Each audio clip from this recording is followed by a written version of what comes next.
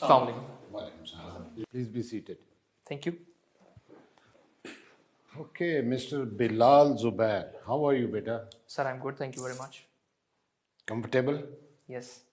Good. I have gone through your CV form. You have listed cricket and football as your favorite sports, and you have also remained captain of your college cricket team. Yes. Correct? Sir. Yes, sir. School's cricket team. School, I stand corrected. Right, sir. May I ask you a couple of questions regarding cricket or both of these sports? Sure, sir. All right. I'll limit myself to cricket only. Beta, can you tell me who was Kerry Packer and what was his contribution towards cricket? Sir, I think he was an Australian player, but I'm not sure about his contributions. Australian player? I think, but I'm not sure about it. So I'm not really sure about his contributions towards cricket too. बेटे फिर cricket तो आपका favourite नहीं हो सकता sport. आज जो आप T20 देखते हो, वन डे स्पेशली, उसमें जो चेंजेस हैं, coloured uniform, white balls, lightings, 9 cameras लगे हुए हैं उनको रिकॉर्ड करने के लिए, वो सारी उसकी कंट्रीब्यूशन है. डे नाइट क्रिकेट उसकी कंट्रीब्यूशन है. He was not an Australian player, he was the owner of A TV channel. वो लंबी हिस्ट्री है, but we won't go into that. I expected you to know the answer to this, but probably that was before your time.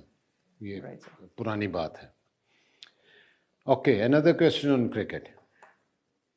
There are 5 bowlers in the world who have never ever bowled a no ball throughout their career. वो कौन है? उनमें से 3 के नाम बता दो. Sir, I'm not sure about this either. एक पाकिस्तानी है. चलो मैं इतना ब्रॉड हिंट आपको देता हूँ. Who is that Pakistani? If you allow me to guess, sir, he might be Imran Khan, maybe. Okay, you're correct, but बेटे guess work से बात नहीं बनती है. 4 others, आपको नाम उनके कम ना कम 2-3 के तो आने चाहिए ना. Anyway, Kite Runner, one of your 2 favorite books.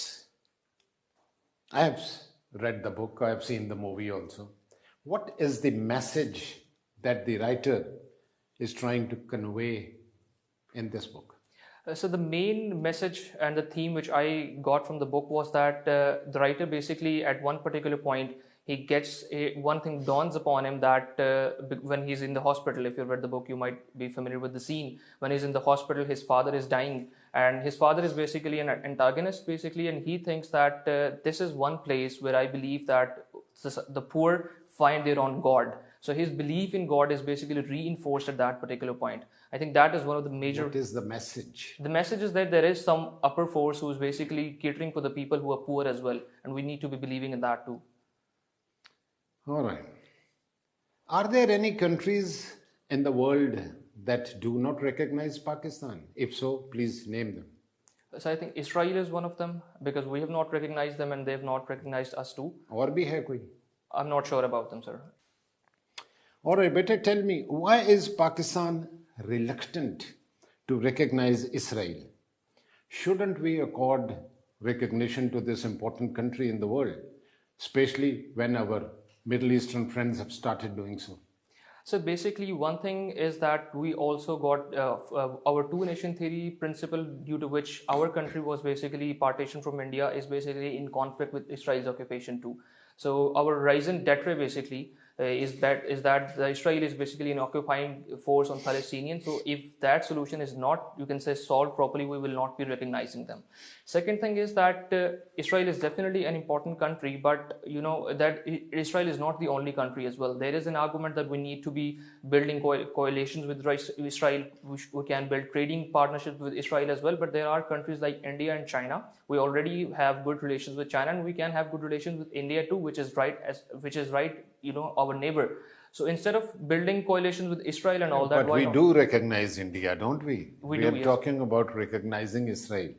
Anyway, beta, there is a lot of talk and discussion going on in the country about according Gilgit-Baltistan the status of a province.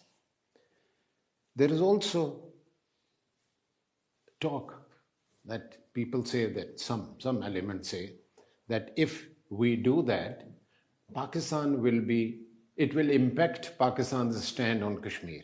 What are your comments on that? Sir, there are two aspects to that, and definitely one of them is that India and international community accord Gilgit-Baltistan a part of Kashmir. And if we make Gilgit-Baltistan... Don't you think it's part of Kashmir? It is, sir. It is, but due to basically Gilgit-Baltistan is basically considered it wants to have become a fifth province of Pakistan, and if we accept it as a province, that means we will be accepting the de facto arrangement as Azad Kashmir and Gilgit-Baltistan as our part and Indian occupied as their part as well. So that is one of the reasons why we're not according the status of a province to GB.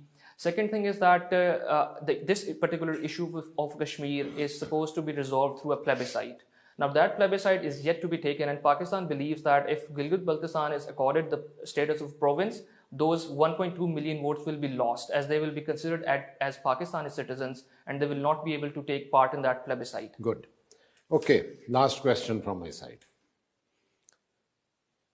Pakistan is suffering from scarcity of water, acute scarcity of water. What measures would you suggest to overcome this scarcity of water, apart from building of dams? What obvious है ना, dams बना लो जी. Absolutely. उसके अलावा what measures would you suggest to overcome this scarcity? So basically, I would discuss this in 3 points. There is a multi-pronged strategy which needs to be dealt to deal with this issue. One thing is the awareness program. We are wasting a lot of water. People need to understand the importance of this particular issue, that water is very scarce and we are now... Okay. That's one. That's one, yes. Second one is that we need to be shifting our methods of agriculture as well. Currently, world is shifting towards drip irrigation and modern techniques of agriculture which use very less water as compared to the... Can you use drip irrigation for growing rice?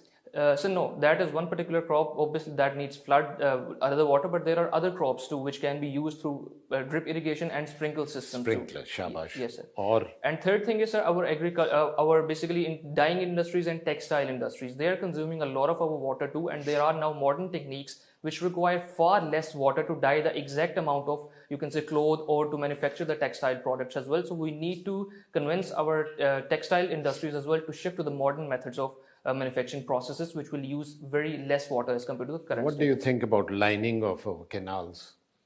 Yes. Seepage बहुत होती है. बिल्कुल sir. Okay. Thank you very much. Over to you, sir. I was just going through your performer and last column, that is 21. You have mentioned 2 events, national and international events. Trump's election to the White House and Pakistan being placed on FATF's grey list.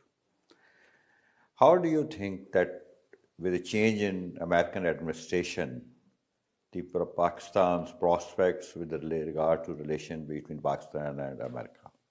So basically with Trump's, you can say, advent at the White House, all of a sudden things are starting to change, and you can say Trump is taking a very strong approach and cutting off all the, you can say, ties which Obama had made. For example, in the nuclear deal with Iran, Trump has decided to sever that as well. Trump has decided to come out of the Paris climate deal too. So this is going to have... My question is with regard to Pakistan. Right, sir. So with Pakistan, because I think do you think there is any scope of improvement of relationship between Pakistan and America after coming into power of new president? I think yes, definitely, sir. Whenever there is a new administration, there is always a chance to start from the start. Previously, we know that India has been accorded the status of the most favored nation as well, and American think tank is basically propping up India to contain China as well. Now there is a new administration in the White House, and but we need to be very strong diplomatically, and we need to lobby very strongly as well and put the case in a very clear and a lucid way. Don't you think Democrats have been historically opposed to Pakistan? Sir, I think there has been a mixture of, you can say, strategies by both Democrats and the Republicans.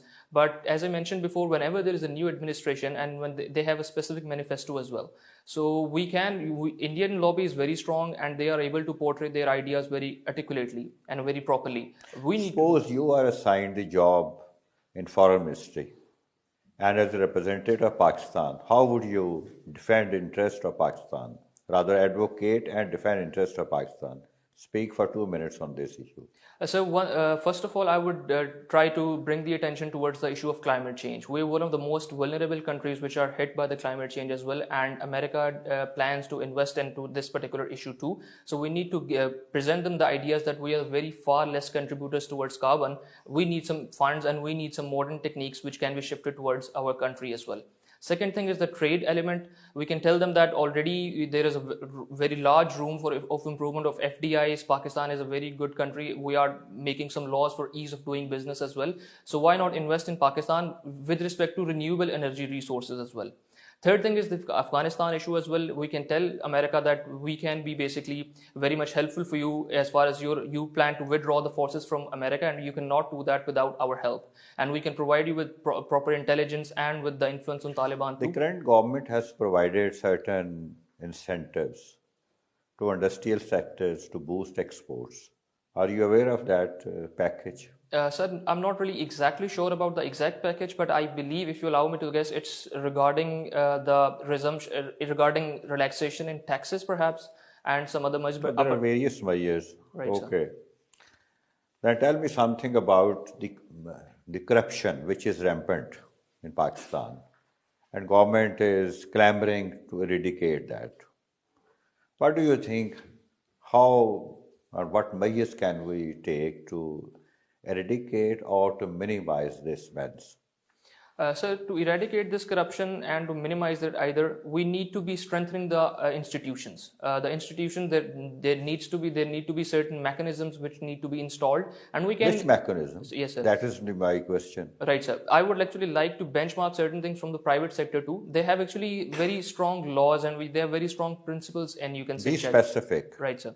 For example, they have the whistleblowing laws. That is very much clear. The person who is actually, you can say, pointing out to some malpractices in the system, he is given the immunity and given some incentives. Don't you think that technology introduction and more use of technology will reduce it?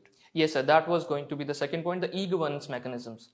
That will be very much important when all the transactions and all these things will be given online. The access will be given online and everyone would be able to check them as well, even common people. The accountability mechanisms will be strengthened itself. Okay, thank you. Mr. Bilal Zubair, Yes, sir. you are an engineer, such a high qualification you already have, and still you want to join civil service. What's the reason? Why do you want to change the profession altogether? So there are basically two main reasons for that. One thing is that civil service ultimately provides you very much empowered. You are actually empowered to serve the people in the true sense. But in engineering sector, yes, you do get very good jobs as well, and I've worked in two multinational companies too. But your scope is quite limited. Here, you can say scope of work and the ability to provide relief and service to the people is very vast.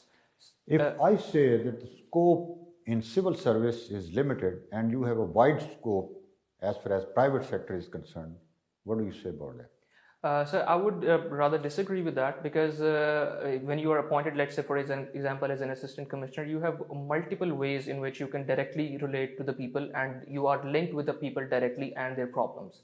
Whereas while you are working as an engineer, yes, you are producing certain things and you are adding value to certain instances, but again, you're working at a very, you can say, particular and a very specific industry. And one more thing which I would like to add to this is that on your personal level as well, the capacity building ability in civil service is quite large. On daily basis, you are facing dynamic and different kind of challenges, and that is ultimately adding to your own personality too. And I think this is why one of the reasons. And third thing is job stability. Job stability is a very important, you can say, element on my personal level too. And civil services provides you with that. In private sector, it is rather unstable.